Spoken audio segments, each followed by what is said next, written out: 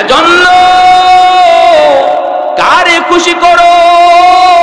সবার আগে এমন মানুষকে খুশি করো যার দোয়া কবুল হওয়ার গ্যারান্টি আছে, ঠিক না? জিরানা নামক জায়গার ভিতরে নবী বসা, হঠাৎ করে নবী দেখেন একজন মহিলা লাঠিতে বর দিয়া কোমরটা বাঁকা হয়ে গেছে, নবীর দিকে আসতেছেন। আল্লাহর নবী এই দৃশ্যটা দেখা মাত্রই চেহারাটা নবী দেখে চিনে ফেলছেন। মায়ার নবী সাহাবায়ে কেরামের মজলিস রেখে নবী দৌড় দিয়া মহিলার দিকে আগাইতে লাগলেন।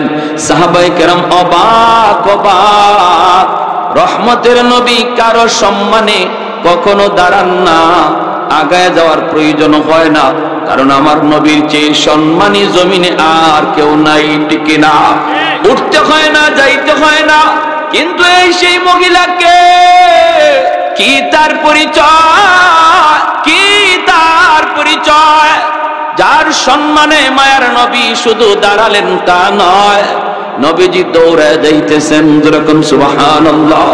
সাহাবায়ে কেরাম পিছনে পিছনে দৌড়াইতেছেন, সাহাবায়ে কেরাম পিছনে পিছনে দৌড়ান। মায়ার নবী কাছে যায় বলতেছেন, মা গো, ও মা, তুমি কষ্ট করে কেন মুহাম্মদের দরবারে একবার তুমি খবর দিলা না কেন? আমাকে খবর দিলেই তো মুহাম্মদ তোমার দরবারে হাজির হয়ে যেত। মা গো, মুহাম্মদের দরবারের চেয়েও তুমি মার দরবার অনেক দামি। মা, এই বই আমার নবীর চোখ দিয়া দর দর করে পানি ঝরে, নিজের নবুয়তি চাদর মাটিতে বিছায় দিলেন।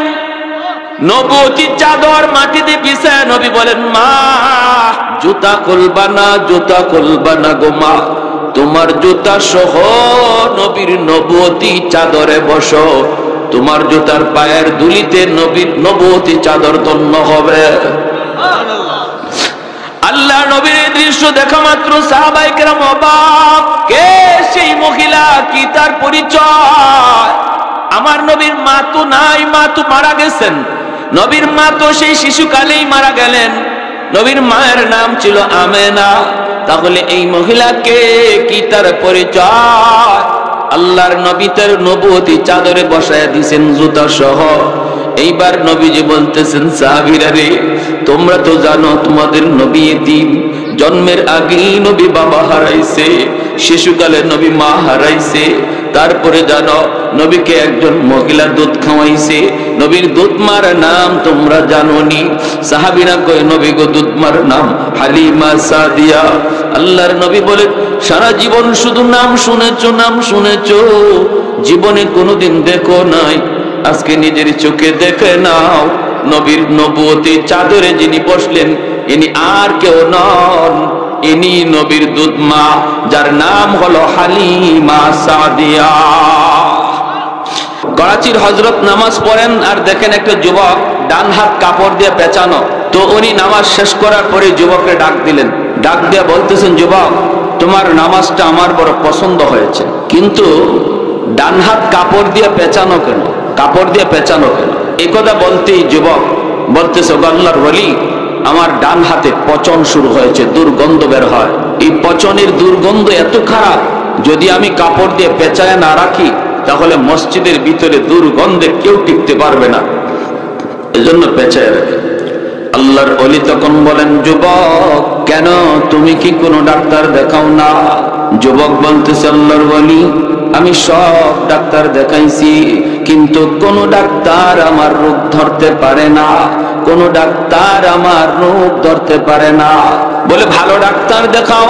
যুবক বলে, ভালো ডাক্তার শুধু না, ভারত পাকিস্তানের যত ভালো ভালো ডাক্তার, সব ডাক্তার দেখানো শেষ, কেউ রোগ ধরতে পারে না। অ্যান্টিবায়োটিক খাই, অ্যান্টিবায়োটিক দেওয়া হলো, কিন্তু আমার রোগ ভালো হয় না। আমি তো বুঝে গেছি কেন আমার রোগ ভালো হয় না। ডাক্তাররা আমার রোগ ধরতে না পারলেও আমি আমার রোগ ধরে ফেলেছি। এই বইলেই যুবক হাউমাউ করে কাঁদতে লাগলো, চোখের পানি মুছতেছে, কথা যেন আর বলতেই পারে না, জবানে তার কথা আটকে যাচ্ছে। আর যুবক বলতেছে, ওগো আল্লাহর ওলি, আমার রোগটা কোথায়? আমি ধরে ফেলেছি, আমার রোগ হলো আসমানে, চিকিৎসা চলছে জমিনে। জীবনে কোনোদিন রোগ ভালো হবে না। আগুন লাগছে শেরপুর, পানি দেয় ফরিদপুর, জীবনে কোনোদিন আগুন নিভবে না। আমার রোগ হলো আসমানে, চিকিৎসা হইতেছে জমিনে, কোনোদিন রোগ ভালো হবে না।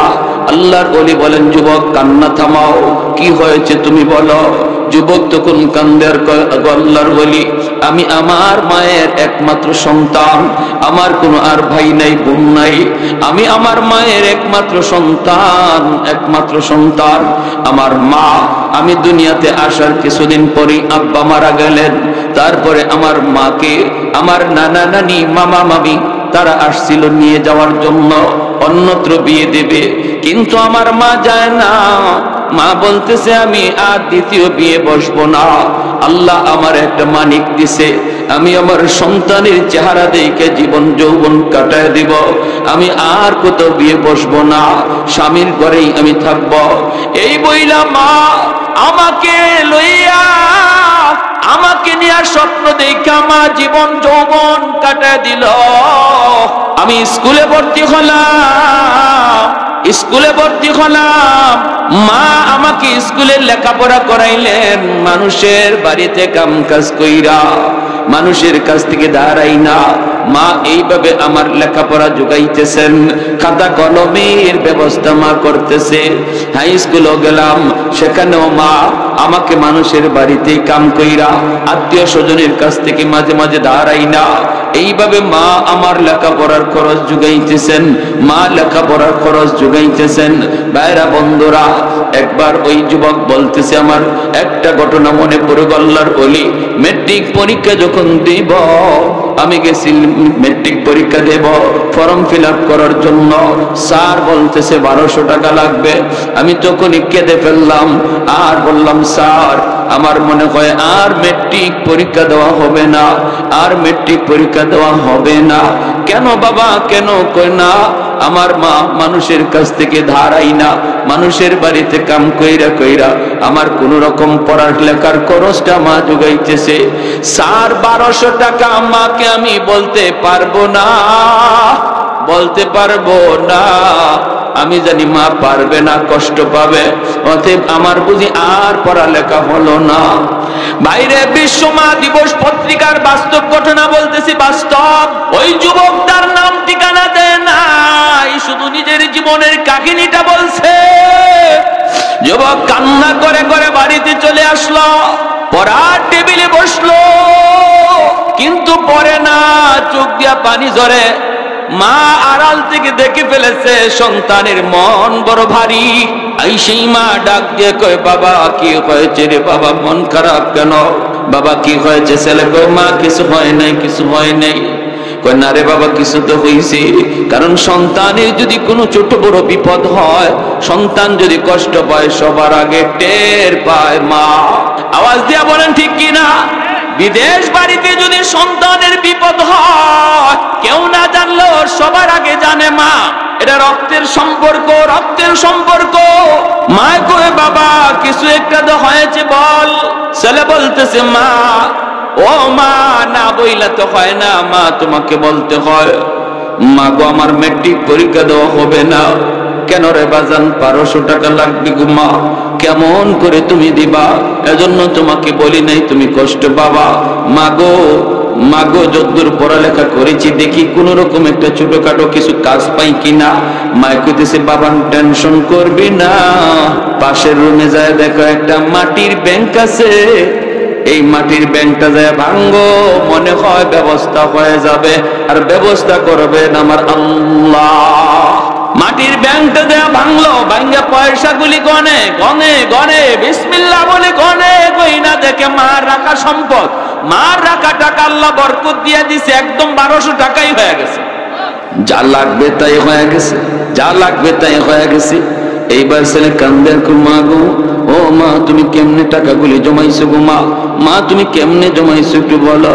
মা কই বাবা যেই বাড়িতে কাম করি মাসে তো বেতন দেয় কিছু টাকা দেয়, মাঝে মাঝে আমার 2টা ডিম দিত, একটা ডিম তোমারে দিতাম খাওয়ার জন্য, আরেকটা ডিম মায়ের জন্য রাখতাম। ছেলে বলে হ মা আমি তো একটা খাইছি আরেকটা তুমি খাইছো।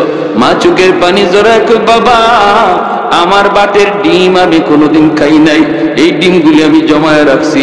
আমি জানি একদিন আমার সন্তানের পরীক্ষায় বেশি টাকা লাগতে পারে, নিজের মায়ের রেখে নিজের মায়ের অংশের ডিম বেচে বিক্রি কইরা এই টাকাটাই আমি মাটির ব্যাংকে জমাইছি একদিন তোমার উপকারের জন্য।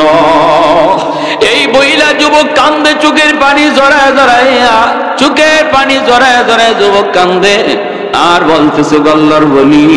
এরপরে আমি মেট্রিক পরীক্ষা দিলাম, পরীক্ষায় আমি পাশ করলাম, কলেজে পড়লাম, ঢাকাতে চলে আসলাম, ঢাকা এসে ঢাকা ইউনিভার্সিটিতে ভর্তি হলাম, ভালো একটা স্টুডেন্ট আমি হলাম, পরীক্ষায় পাশ করলাম, চাকরি আমার হইল।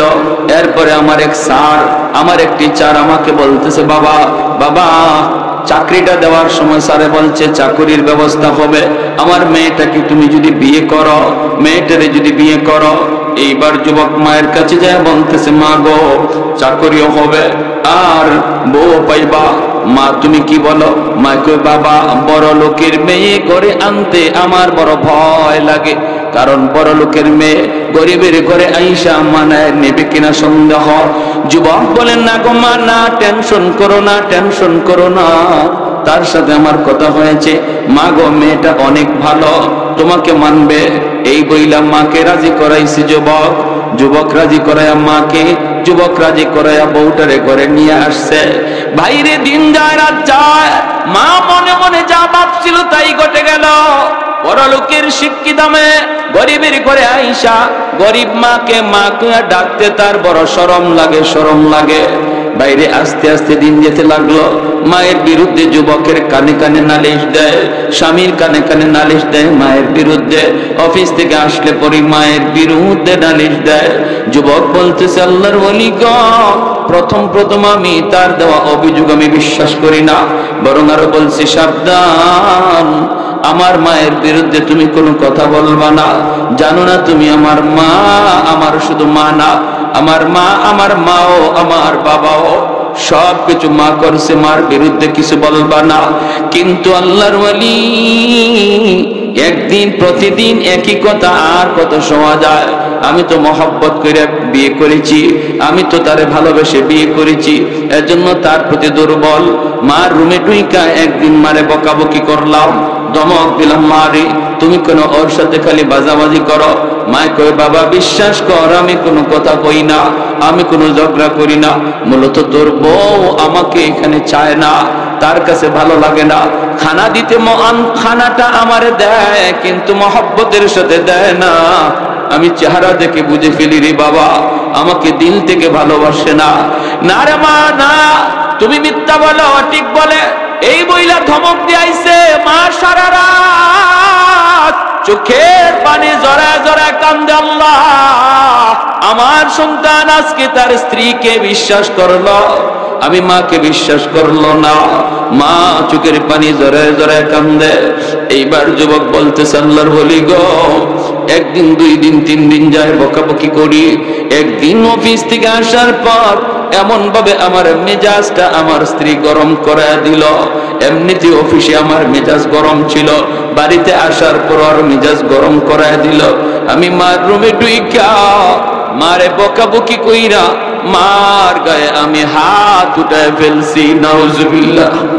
যেই মাত্র মার গায়ে হাত উঠাইছি মা চিল্লানি দিয়া কই বাবা তুই তোর স্ত্রীর কথায় আজ আমি মার গায়ে হাত উঠাই দিলি, একবারও তুই ভাবলি না আমার মার সে বাবার সে নিয়ে অন্যত্র বিয়ে দিবে, জীবন যৌবন সব আমি তোর মুখের দিকে তাকায় কাটায় দিলাম।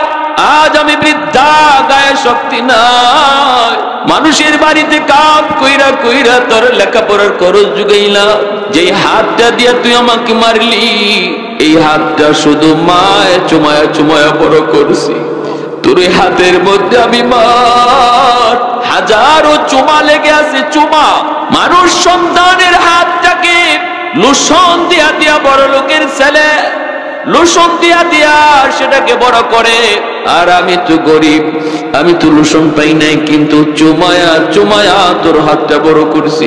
আজকে এই হাত দিয়ে বুঝি তুই মারলি, হাত দিয়ে বুঝি তুই মারলি। ঠিক আছে, যা, আল্লাহ যেন তোর এই হাত ফসায় দেয়।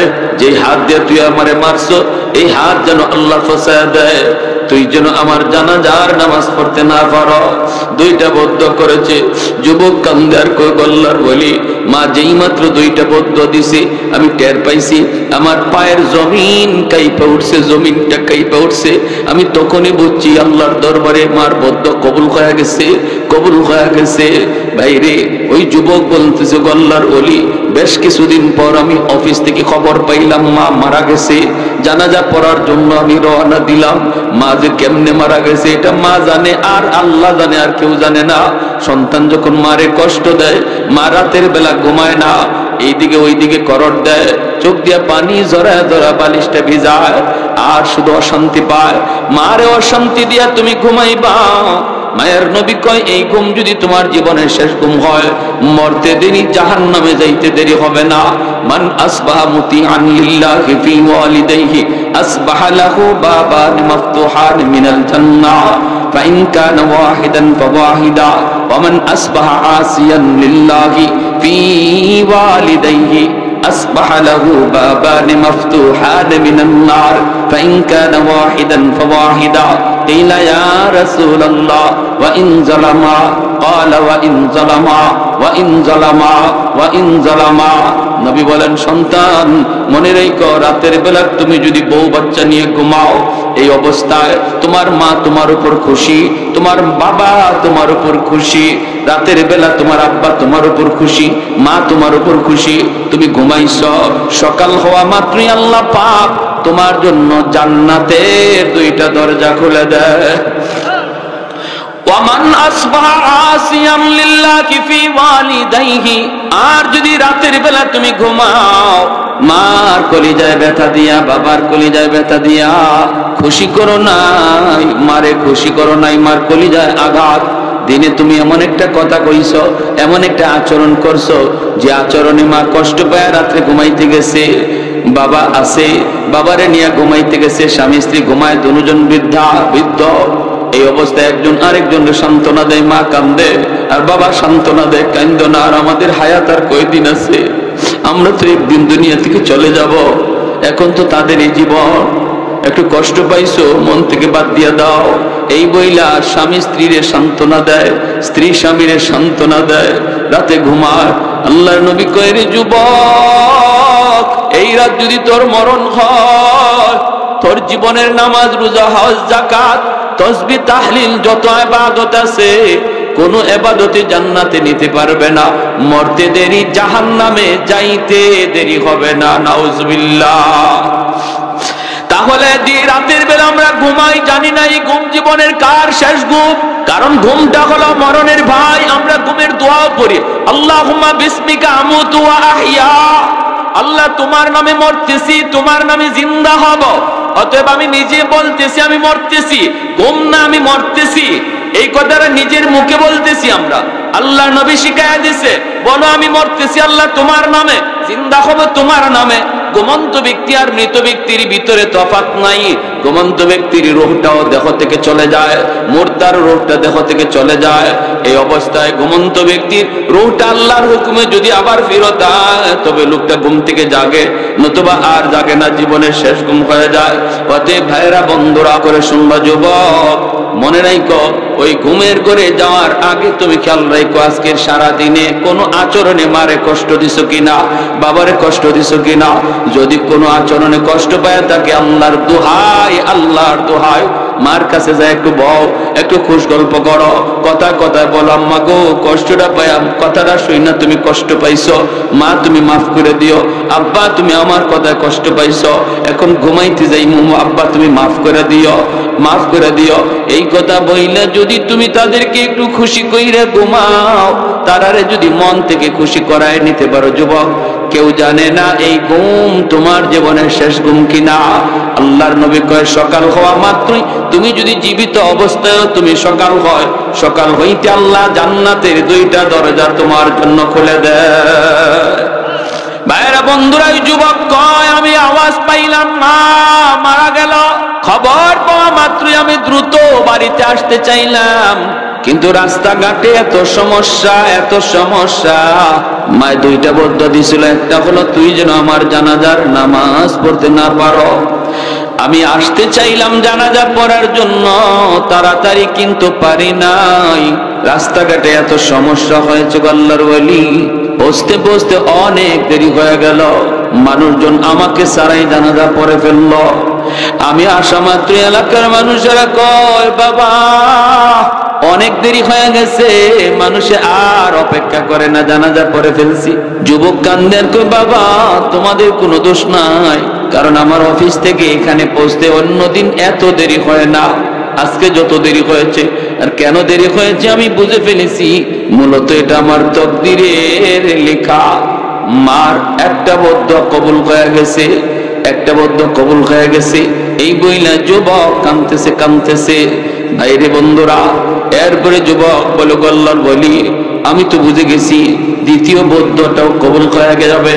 তুই যেই হাত দিয়ে আমারে মারছো এই হাত যেন আল্লাহ পছায়া দেয়। অল্প দিনের ভিতরে আমি দেখলাম আমার ওই হাতের মধ্যে ফুরা দেখা দিছে, ফুরা।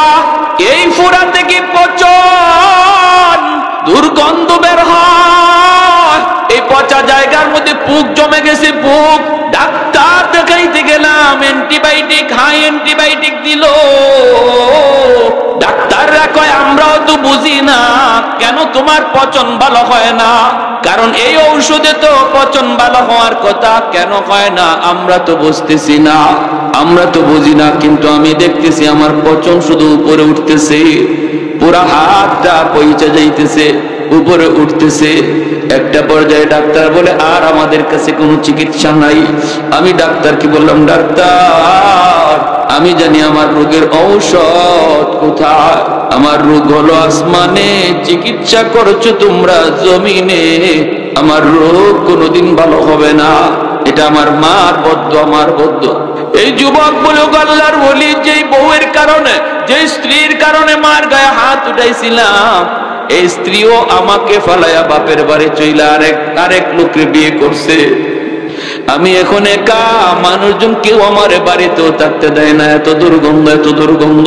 রাস্তায় রাস্তায় ঘুরি, চাকরি বাকরি সব আমার গেল, আপনজন প্রিয়জন সবাই এলাকা থেকে তাড়ায় দিল। এখন আমার রাস্তায় রাস্তায় ঘুরি আর মসজিদে মসজিদে থাকি। আমি এইভাবে কাপড় দিয়ে পেঁচায় পেঁচায় রাখি পছন, যেন দুর্গন্ধ কেউ টের না পায়, টের না পায়। এই সব কিছু বাপ মার ওই মায়ের বদুয়া। এজন্যই নবী বলেছে যুবক 3 ব্যক্তির দোয়া বদুয়া সরাসরি কবুল। এর ভিতরে এক ব্যক্তি হলো বাপ মা, তাদের দোয়া বদুয়া কবুল। যদি দোয়া নেও আব্দুল কাদের জিলানীর দোয়ার আগেও মার দোয়া বাবার দোয়া কবুল হবে। আর যদি বদুয়া নেও বাপ মার বদুয়া ফিরাইবার মতো ক্ষমতা আসমানের নিচে কারো না। নবীজি একদিন মদিনার মসজিদের কবরের পাশ দিয়ে যাচ্ছেন। মদিনার কবরস্থানের নাম জান্নাতুল বাকি। জান্নাতুল বাকির পাশ দিয়ে আল্লাহর নবী যাচ্ছেন সাহাবায়ে কেরাম নবীর সাথে। আল্লাহর নবী বলেন সাহাবীরা এই যে একটা কবর দেখা যাচ্ছে নতুন, আল্লাহ আমাকে অন্তর চোখে দেখাইতেছে এই কবরের মধ্যে একটা যুবকের লাশ, আর জাহান্নামের আগুনে জ্বলতেছে, সাপের কামড় খাইতেছে, আগুনে পুড়তেছে, আর মা মা কইয়া চিৎকার করে কাঁদতেছে। রহমতের নবী বলেন সাহাবীরা রে আমি তো রহমতের নবী, এই কবরের পাশ দিয়ে এই অবস্থায় যুবকের আমি চলে যাব, হয় না একটু সুপারিশ করব আল্লাহর কাছে, তোমরা আমিন আমিন বলবা। সাহাবায়ে কেরাম বলে নবী গো আপনি হাত উঠান। আমার নবী আপনার নবী, উম্মতের কষ্ট দেখলে নবী সইতে পারে না, ঠিক না? দরদি নবী, উম্মতের দরদি নবী। এই জন্য নবী কই সাহাবীরা রে তোমরা কেউ দেখো না, কিন্তু আল্লাহ আমাকে দেখাইছে এই কবরের ভিতরে যুবকের আযাব আযাব, আমি একটু আল্লাহর কাছে সুপারিশ করব, তোমরা আমিন আমিন বলবা। নবী হাত বাড়ায় দিলেন মালিক ও মালিক, তুমি তো আমাকে রহমতের নবী বলেছ, তুমি তো রহমতের নবী বলেছ, রহমতের নবী কবরের পাশ দিয়া চলে যাবে আর কবরের ভিতরে আযাব হবে, হয় না, হয় না। আল্লাহ, আমি তোমার দরবারে সুপারিশ করলাম, আল্লাহ তুমি যুবকের কবরের আযাব মাফ করে দাও। নবী যখন আল্লাহর কাছে দোয়া চাইলেন, সাহাবায়ে কেরাম আমিন বলে আমিন বললেন, আল্লাহ তুমি কবুল করো। নবী দেখেন আযাব বন্ধ হলো না। এরপরে মায়ার নবী আবারও হাত উঠাইলেন, মালিক, ও মালিক, মালিক তুমি তো আমাকে রহমতের নবী বলেছো, আমি তো নিজে নিজে বলি না আমি রহমতের নবী। ওয়ামা আরসালনাকা ইল্লা রাহমাতাল লিল আলামিন, তুমি তো রহমতের নবী বলেছ। রহমতের নবী কবরের পাশ দিয়া গেলে যদি আযাব বন্ধ না হয়, তাহলে রহমতের নবী বানায় লাভ কি? আল্লাহ আবার হাত উঠাইলাম, নবী হাত উঠে দোয়া করেন, সাহাবীরা আমিন বলেন, আযাব বন্ধ হয় না। এইবার নবী আবার হাত উঠাইলেন আর কান্দেন, মালিক কোথায় আমি ভুল করলাম, আমার হাতের দাম বুঝি তোমার দরবারে কবে গেল, এই হাতটা কোন জায়গায় অন্যায় করছে মালিক আমি বুঝি না, আমাকে বুঝা দাও। আল্লাহ আমার কোথায় ভুল হয়ে গেছে আমাকে ধরে দাও। আল্লাহ পাক রব্বুল আলামিন কয়, বন্ধু তোমার হাতের দাম কমে নাই, হাতের দাম কমে নাই, তোমার কোনো দোষ না বন্ধু। যেই যুবকের আযাব হয়, এই যুবকের মা এখনো দুনিয়ায় জীবিত, মার কলিজায় অনেক ব্যথা, মার কলিজায় অনেক ব্যথা। মরণের সময়ও মায়ের সন্তানরে মাপ দেয় নাই, এত কলিজায় ব্যথা। ওই মা যতক্ষণ পর্যন্ত মাফ না দিবে, আমি আল্লাহ তোমার দোয়াও কবুল করব না। যতক্ষণ পর্যন্ত মায় মাফ না দিবে বন্ধু, তোমার সুপারিশও আমি কবুল করব না। আল্লাহর নবী, রহমতের নবী, মায়ার নবী তখন নিরাশ হয়ে গেলেন। নবী এবার বুঝতেছেন, বাপ্পার কলিজায় যদি ব্যথা থাকে, ফিরেও যদি আমার জন্য দোয়া করে, পেশাব যদি দোয়া করে দোয়া কবুল হবে না।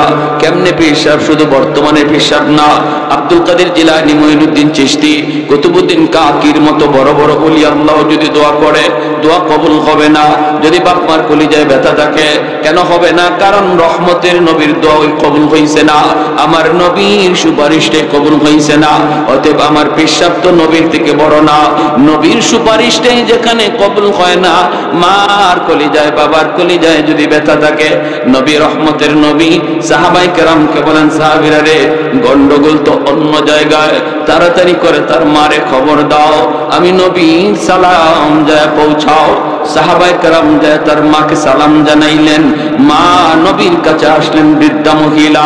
আল্লাহ নবী সালাম জানায় বলতেছেন, মা গো, কবর খানা চিনুনি? মহিলায় কই, নবী গো চিনি, এটা তো আমার সন্তানের কবর, আজ থেকে 1 সপ্তাহ আগে মারা গেছে। আল্লাহর নবী বলতেছেন, মা এই ছেলে বুঝি তোমারে দুনিয়াতে খুব কষ্ট দিছে, তোমারে অনেক যন্ত্রণা দিছে, তোমার অমান্য অবাধ্য হয়ে চলছে। অনেক সন্তান সমাজে বাপ মারে ঠিক মতো খানা দেয় না, বাপ মার খাওয়ানোর খোঁজ খবর নেয় না, নিজের শহরে থাকে, গ্রামে বৃদ্ধা বাপ মার কোনো খবর নেই, বউ বাচ্চা নিয়ে শহরে বাসা নিয়ে থাকে, মার কলিজায় খাকা করে, হায় রে আমার সন্তানটারে যদি এক নজর দেখতাম। বাপ মা সন্তানের কাছ থেকে পয়সা করিও চায় না, চায় শুধু মন দিয়া, মুখটা দিয়া মারে আম্মা কয়ে ডাকবো আর বাবার আব্বা কয়ে ডাকবো, আর বাপ মারে খোঁজ খবর নিব। সাধ্য মতো অনেক গরিব পোলাপান নিজে চলতে পারে না, তারপরও বাপ মারে খুশি রাখতে পারে, বেশি বেশি আম্মা আব্বা কয়ে ডাক দিয়া।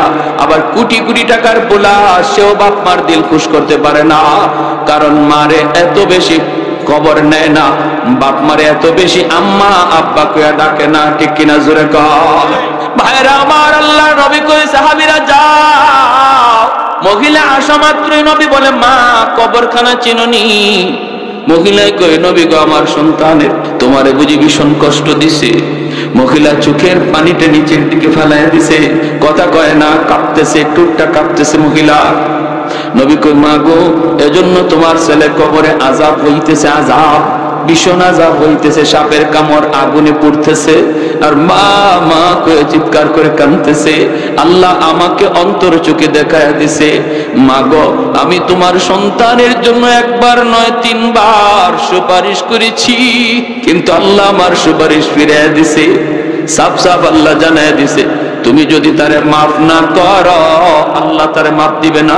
মা গো আমি নবী তোমার কাছে সুপারিশ করি, দয়া করে ছেলেটারে মাফ করে দাও, তুমি মাফ না দিলে আযাব বন্ধ হবে না। মহিলা মাথা নিচের দিকে দেওয়া, জবাব দেয় না, কথা কয় না, আল্লাহ নবীর কোনো জবাব দেয় না। এইবার মহিলা মাথাটা উপরে উঠাইছে, চোখ থেকে পানি ঝরতেছে আর বলতেছে, নবী গো আমি এরে মাফ করবো না, আমি মাফ করবো না, মাফ করবো না। কারণ নবী গো আমার পিঠে এখনো মাইরের দাগ আছে, আমার পিঠে তার এখনো মাইরের দাগ, মাইরের দাগ, এখনো আঘাতের দাগ।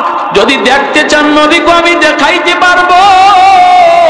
এই মহিলা হাউমাউ করে কান্না শুরু করলো। আল্লাহ নবীর চোখ থেকে দর দর করে পানি পড়ে, নবী কান্দেন আর বলেন, হায় রে সন্তান, হায় রে সন্তান। সন্তান বুঝি এমন হয় যেই সন্তানকে এত আদর কইরা, এত মায়া কইরা লালন পালন করলো মা, সারাটা রাত বুকের উপর রাইখা ঘুমাইলো, ভিজা বিছানায় নিজে শুইল, সন্তানকে বুকে রাখলো। এই মার গায়ে বুঝি সন্তান হাত উঠে দিল, মায়ার নবীও কান্দেন। এইবার নবী বুঝতেছেন মহিলার দিল শক্ত হয়ে গেছে, দিল নরম করা যাবে না। নবী এবার চিন্তায় পড়ে গেলেন, তাহলে কিভাবে আযাব বন্ধ করা যায়? আমি তো এই অবস্থায় যাইতে পারি না, আমি তো পারি না, কারণ সে তো আমার উম্মত। আসরের মাঠে যদি কই, নবী গো আপনি আমার এই অবস্থা দেখে কেমনে চলে গেলেন গো নবী? আল্লাহ নবী রহমতের নবী কো, মালিক কবরের আযাবটা আমারে যেভাবে তুমি দেখাইতেছো তার মারেও দেখায় দাও। কারণ আমি মা, আমি নবী জানি, মা যদি নিজের চোখে সন্তানের বিপদ দেখে, আযাব দেখে, তাহলে দিল নরম হয়ে যাবে। কারণ সন্তানের বিপদ বাপ মা সইতে পারে না, সন্তানের কষ্ট বাপ মা সইতে পারে না। যতই সন্তানের উপরে বিরক্ত হোক, সন্তান যদি বিপদে পড়ে সবার আগে বাপ মা দায়, সবার আগে বাপ মা যায় দাঁড়ায়। আল্লাহর নবীকে আল্লাহ আযাবের দৃশ্যটা মার চোখে দেখায় দাও। রব্বুল আলামিন কয়, বন্ধু তোমার এই সুপারিশ আমি আল্লাহ কবুল করলাম। সাথে সাথে কবরের আযাবের দৃশ্য নবীও দেখেন, মহিলাও দেখে। চোখের খামন থেকে কুদরতি পর্দা আল্লাহ সরায় দিলেন।